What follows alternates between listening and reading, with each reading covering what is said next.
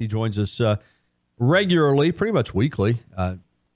One thing about Bone is he's kind of a utility player, James. I can move him around in the lineup. We don't have a set day for Bone. Sometimes it's Thursday, sometimes it's Wednesday, sometimes it's Friday, just whenever we want to call him in to talk Bama football recruiting. Today it's on a Wednesday. Good morning, Bone. Morning, Gary. How you doing? Doing great, man. Looking at this Alabama commitment list for 2019, it's impressive to say the least. And I was thinking, if you're a rival school, and I don't care how big your school is. Now, granted, Ohio State's going to get their share, Penn State, Georgia, whatever. But if you're a rival recruiter for a school and you're recruiting a guy and Alabama's on his list, you must just say, oh, my gosh, we got our work cut out for us, because it doesn't seem to matter what part of the country it is, what position it is. When Alabama really wants a guy, the Tide is so difficult to beat. It must be a rival recruiter's nightmare. And maybe that's why so many coaches this year were trying to get to Alabama to recruit for the Tide rather than against Alabama. Yeah, it's tough. I mean, even if Alabama goes into your home state and going after a kid, a top 2 or 3 kid in the state, it's tough to recruit against. Alabama's been recruiting really heavily in the Texas area, California, the DMV, which is the D.C., Virginia, Maryland area, and South Florida. I mean, Alabama can pretty much go wherever they want to in the entire country and recruit elite players every single year, and it's always going to be a tough task. It's a tough task for Alabama. I mean, don't get me wrong. I mean, they've got to build these relationships, and these relationships that last a couple of years, and even previous kids that they've recruited, they've developed relationships with people in the community, the assistant coaches and the head coaches at these high schools that they've known for several years. But a lot of these new guys that are on staff are just doing a tremendous job, and obviously the veterans are still doing a great job, like Tosh Ploy and Brent Key. But you throw in these guys like Josh Gaddis and Pete Golden and Jeff Banks, Carl Scott. A lot of these guys are just doing a heck of a recruiting job so far. Yeah, it's impressive. Andrew Bone with us, recruiting reporter for Rivals.com, BamaInsider.com. Yeah, you talk about the geography, just the 3 commitments they picked up last week, and we're going to go into each in detail. But you've got one from Chicago, one formerly from the DMV that transferred to New Jersey, and one from nearby Mississippi. So, again, Alabama can go anywhere, including Hawaii. We know that. Their reach is national and maybe international. If they want a player, they had Jesse Williams via Australia through a junior college. If they want to go international, they probably can. Let's pick it up with last week. Let's run down the latest 3 commitments for the Crimson Tide. Let's begin with Byron Young, the big defensive lineman from West Jones High School in nearby Laurel, Mississippi. This is kind of a quiet young man. I think his best football is in front of him. We talked about him last week, but more on Byron Young from the standpoint that he seems to be a Dalvin Tomlinson type, the potential just to be solid, not cause a lot of drama. Got another year of high school football, obviously. What do you think of Byron Young? Well, I like him a lot. I mean, he's 6'4", 6'5", about 280 pounds, extremely strong, very athletic, moves up and down the line of scrimmage extremely well, chases down ball carriers. I mean, he's just an elite defensive lineman, and it was a really good year for defensive linemen in the country. And Alabama's been able to capitalize on getting some great defensive linemen in this year's class. And we kind of knew before the start of the recruiting cycle that the state of Mississippi was going to be one heck of a recruiting year over there. They've just got so many elite players, especially on the defensive line. And Byron Young's been one of those kids that we've been talking about for such a long time. The state of Mississippi probably has about 4 elite-level defensive linemen, very good, very, very highly ranked. And Byron Young's one of those kids. And Alabama recruited him for a very long time. They offered him back in January, but they had been recruiting him and keeping tabs on him a lot longer than that. And then they extended him an offer back in January, started heavily recruiting him, brought him in for a few visits, and he was in Tuscaloosa last month. And he told me then, he said, I was ready to commit then, but decided to hold off just a little while longer. He said, I guess it was July the 3rd. He was sitting at home and talking with his brother, and he said, you know what, I think I'm ready. Alabama's where I want to go. And his brother said, well, you know, pick up the phone, call the coaches, let them know. So he called the coaches around 6 p.m., let them know. And then at midnight decided to release the news that he was committed. He told me he didn't plan on releasing it at midnight. The time had just kind of gotten away from him, so he released it at midnight. Luckily, I was still awake. There weren't a lot of people still awake at that time, but he released that news at midnight, and we were able to get it up on the board. And obviously, a big commitment. I mean, Alabama fans, as you know, have been dying for some defensive line commitments, especially in this year's class, and Alabama's just absolutely loading up. I mean, some really talented players. You know, Alabama gets Byron Young. A few weeks ago, they got Justin Eboji out of Georgia, Antonio Alfano out of New Jersey, DJ Dell out of Clay Chalkville. Just a tremendous start to the defensive line class, and there's still some more defensive linemen that are out there that I think that Alabama's got a great chance to land in this year's class. I mean, you got DeMarvin Lill out there in Texas, who's committed to Texas A&M. You know, still recruiting some big defensive linemen like Ishmael Sopsher out of Louisiana, Siaki Akea out of Utah, Fatui Tuatele. You know, those are three hard names to pronounce, but you know, we got through it right there. Yeah, you did. Fatui Tuatele out of Hawaii. So, you know, some really good defensive linemen still out there. So I think Alabama's still looking to add at least one, maybe two more guys. Yeah, visiting with Andrew Bone, heavy defensive line and offensive line numbers in this class, 2 quarterbacks. So it doesn't leave a lot of room for wide receivers and tight ends, but we talked about this last week, but Alabama gets a wide receiver in John Mechi. They get a very athletic tight end from Jaleel Billingsley. For Alabama to take those guys right now really tells you how high the Tide had those guys on their board, because I'm sure there have been some other wide receivers and tight ends that have probably tried to commit that Alabama wasn't ready to take, but they took both Billingsley and Mechi. That says a lot about them, doesn't it, Bone? Yeah, I believe so, especially Billingsley. You know, being the only tight end Alabama plans on taking in this year's class, a 6'6", 225, 230-pound tight end out of Chicago, was actually leaning towards Florida before his visit to Alabama a couple weeks ago, and just got sold on the program. And Alabama, you know, really wanted to get a tight end, an athletic tight end in this class, somebody who can, you know, stretch the field, but can also block. And he's certainly that caliber of player. And you know, going up there and getting his commitment was a huge deal for them, because you know, now they don't have to worry about going after any more tight ends. They can cross that position off the list and focus on others. And then John Mechi, you know, we saw him make an official visit to Tuscaloosa about 3 weeks ago.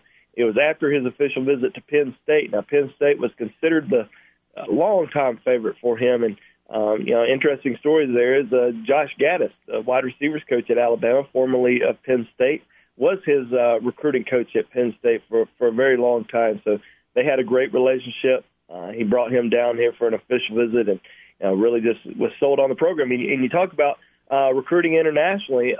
Mechi actually grew up in Canada, so Alabama was able to go to Canada to get his commitment. So you know, that's a great commitment right there.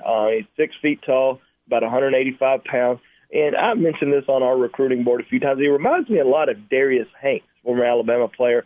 You know, just does a lot of things extremely well. Great route runner, can run. He's got long arms. Pretty good blocker. I still think he can improve a little bit as a blocker, and you know that will come once he gets to Alabama and gets in that strength program. Still kind of learning the overall position, but you know, he's only played football for a few years, and you know, he's pretty daggone good at it. So they had him work out when he was down for his official visit. Alabama just absolutely loved this kid, and he became one of their overall top targets. And Alabama's going to only take about 2 receivers in this class. You know, they might take 3. I think it may be tough for them to take 3 just because of the numbers. But 2 is definitely in the cards. And going ahead and taking a commitment from him, I think says a lot about him, as you mentioned. After you were on last week, I got an email from someone that said, next time you have Bone on, I want you to ask them. And it is a good question, and I'll just kind of give you the synopsis. Because Alabama recruits so many kids and has so many offers out, and you may have mentioned this before, but they wanted to know the difference in an offer and a committable offer, and how do the coaches handle it when somebody wants to commit and they're not ready to take the commitment. It is kind of a slippery slope. I mean, you want these kids to know you want them and you're interested, but sometimes you're just not ready for them to commit. So first of all, what's the difference between an offer and a committable offer? And then secondly, how do the coaches handle it as far as what you know when somebody tries to commit to them that they're not ready to take?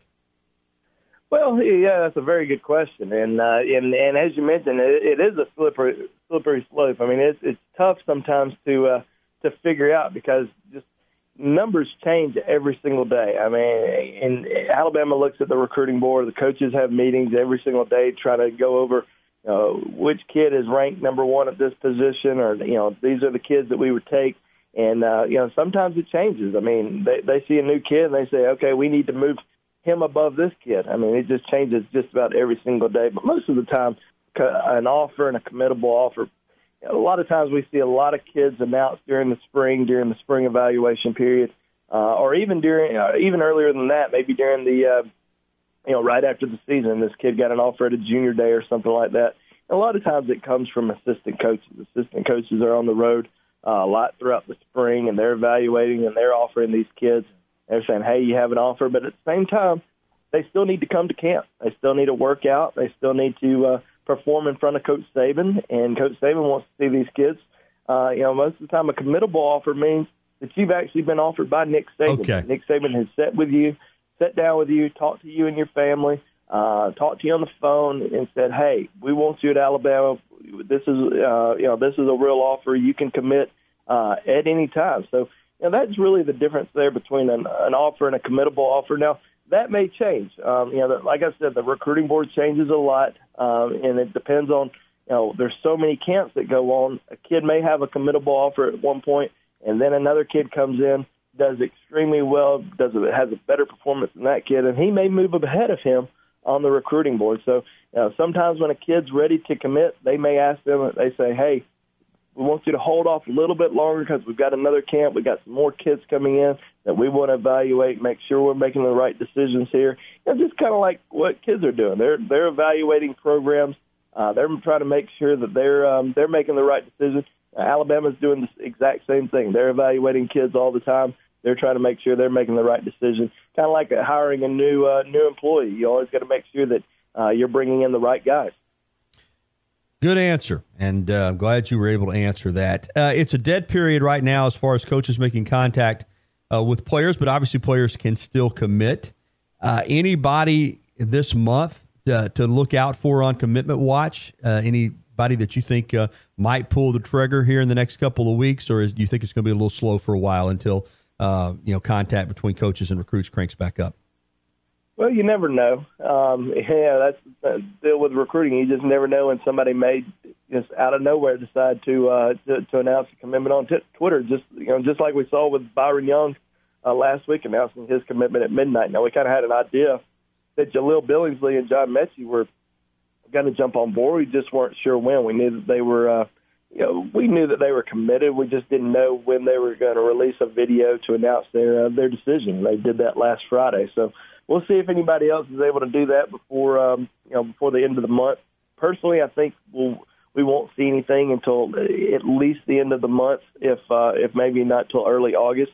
Alabama's going to have another Champions Cookout on July the 27th, where they bring in a lot of their top targets, and of course they're hoping a lot of guys come in, guys that they've invited. Doesn't always mean that they're all going to come, but I think they're going to have some top guys on campus again.